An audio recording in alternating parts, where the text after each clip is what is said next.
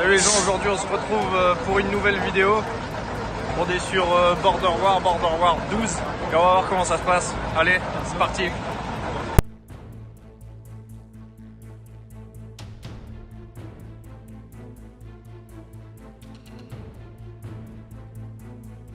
Salut les gens, aujourd'hui on se retrouve enfin pour une nouvelle vidéo et pas n'importe laquelle puisqu'on va parler du retour d'expérience sur Border War 12 Stormlord.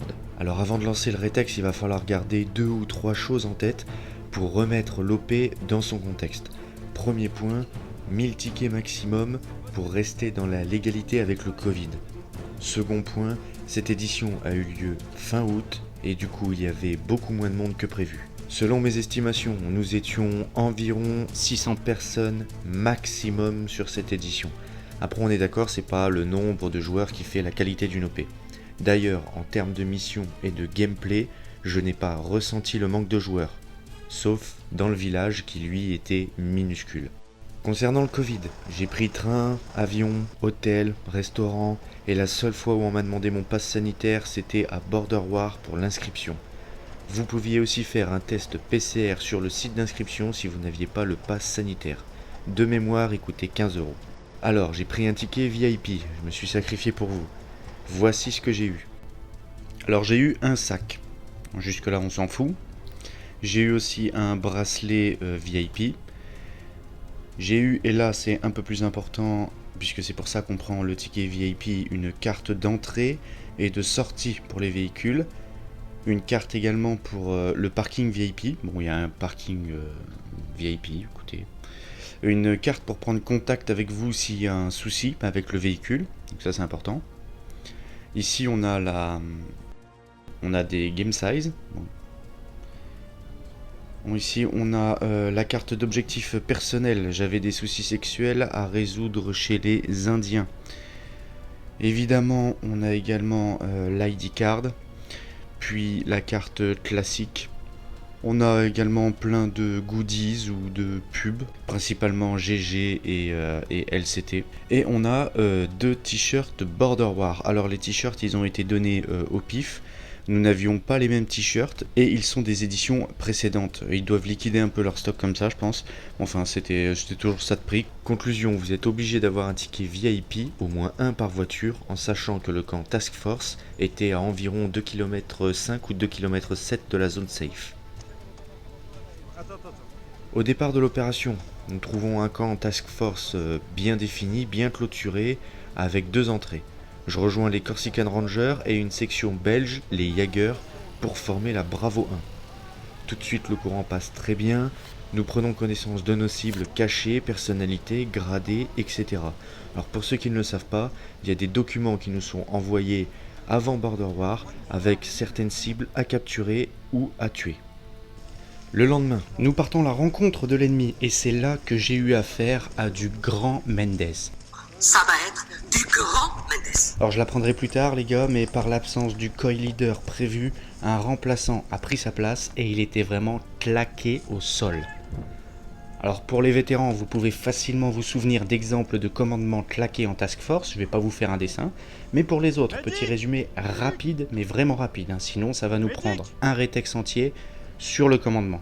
Le mec, il nous dit de ne pas tirer sur l'ennemi situé à genre 50 mètres de nous, qui lui attaque nos potes. Alors nos potes nous demandent pourquoi on riposte pas, et nous on les regarde avec des yeux de merlan frit en mode bon on peut pas, non, je sais pas, j'attends les ordres. Bon, pourquoi pas. Second point, le mec est à 20-25 mètres du village. Quand je dis 20-25 mètres, je déconne vraiment pas les mecs, on est à 20-25 mètres du village. On a environ un tiers de l'effectif blessé. On pourrait le soigner avant de repartir. Bah non, carrément pas, on va se barrer avec nos blessés à l'autre bout de la map, c'est super.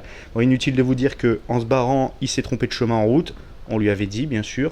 Donc globalement, au niveau du commandement, on n'avait pas des foudres de guerre. Cependant, nous avons eu, malgré le nombre de joueurs réduit, beaucoup d'attaques, d'assauts, de défense, de capture de prisonniers, de roleplay, et tout s'est très bien passé. Donc au niveau du gameplay, c'était plutôt un très bon Border War. Et comme je vous l'ai dit précédemment, j'ai pas du tout vu le nombre de joueurs restreint.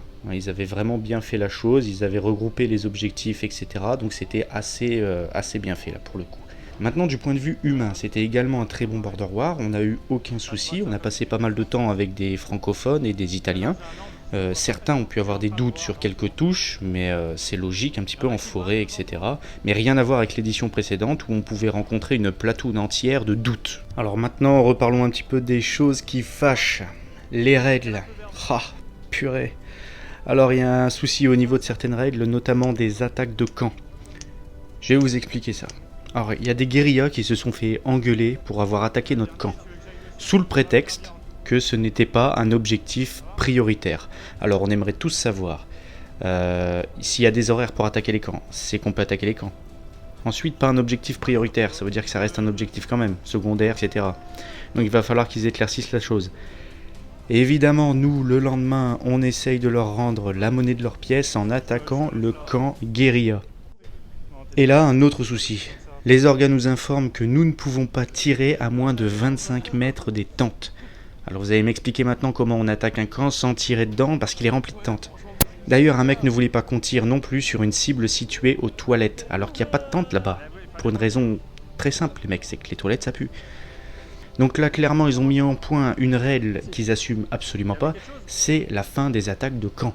Mais enfin, ça se terminera très bien, puisque nous finirons dans le camp guérilla, à boire des bières sans alcool, évidemment, et en échangeant sur l'édition.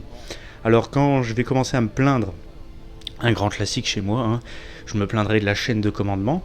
Alors il y a certains guérillas qui se marrent, et qui me répondent que nous, au moins, on a une chaîne de commandement. Eux n'en ont pas du tout, et ils ont dû s'organiser entre eux. D'ailleurs, je sortirai même ma carte pour leur montrer les lignes de front, parce que ce jour-là, ils étaient à l'aveugle, et ils se faisaient harceler à peu près à 200 mètres de leur camp. T'as pas d'ID toi? Comment tu fais pour rentrer dans ta base sans ID? Il n'y a aucune organisation chez nous. Ah putain, les c'est la même. squad leaders, ils sont tous... ils ont déserté. Je crois qu'il y a la moitié de nos généraux qui n'étaient pas présents au début. Vas-y. Voilà, tu peux t'asseoir si tu veux. Ouais, c'est de la bouffe. Vous continuez à pousser avec la Bravo 2, La vous bouffe. êtes au courant de vos évolutions, over pendant Bon, on va dire que c'est bon, hein. Une autre règle, le dress code. Certains des HLDF, donc une unité qui est dans le camp Task Force, avaient les mêmes dress codes que les guérillas, à un tel point qu'on servait d'eux comme éclaireurs. Et même pendant l'assaut du camp ennemi, certains ont été pris pour des guérillas. Donc les guérillas, eux aussi, étaient surpris de voir que la seule différence entre eux et les HLDF, c'était le visage grimé. Là, il y a un petit souci quand même, va peut-être falloir gérer un peu ça au niveau du dress code. Dernier point sur lequel je ne suis pas d'accord, et il n'y a pas que moi visiblement, le village. Le village n'est plus une zone neutre. C'est quoi ça ? Il perd tout son intérêt si c'est plus une zone neutre. Alors déjà, celui-ci était réduit, mais c'est normal, il n'y avait pas beaucoup d'effectifs. Le village, ça doit être sacré, ça doit être pour réparer les troupes, pour pouvoir faire du roleplay. Alors comment tu fais pour faire ton roleplay ? Pour soigner par exemple tes troubles sexuels, quand tu peux risquer toutes les 2 minutes une attaque, une contre-attaque, un tir de snipe, enfin... Faut pas où est le délire quoi. Alors pour conclure, si je pouvais résumer ce Border War, je dirais que le manque de joueurs n'a pas été un souci, au contraire les joueurs présents étaient clairement déterminés, j'ai passé un très bon moment, on a rencontré de très bonnes personnes, c'était super. La chaîne de commandement était claquée, mais je pense que ça changera facilement avec les prochaines éditions vu qu'il y a eu pas mal de désistements. Le village était clairement insignifiant et n'est plus une zone neutre. Ensuite, les règles pour les attaques de camp. Ils doivent subir une refonte et mettre ça au clair parce que là c'est du foutage de poire. Ensuite, le dress code. Le dress code, il y a 1 ou 2 trucs à changer vite fait, surtout pour les HLDF. Parce qu'on a eu ce bug un peu, hein. On a pu se servir des HLDF comme reco et ça a marché quoi. Le combat de fin il a eu lieu près de notre fob et c'était plutôt une bonne nouvelle puisque le village il représentait aucun intérêt hein, sincèrement, et puis il s'était fait rouler dessus au moins 10 fois sur ce border. Donc ça c'était plutôt un bon combat de fin, même si encore une fois la stratégie employée était complètement pourrie, mais c'était un bon combat de fin. On a terminé vers midi, donc très clairement on n'est pas sur l'édition précédente où les joueurs avaient plié bagages la veille. Là on était surtout sur un bon combat de fin, donc ça c'était cool. Voilà les gens, j'espère que je vous en ai appris sur cette édition de Border War 12 Stormlord, donc chapitre 2.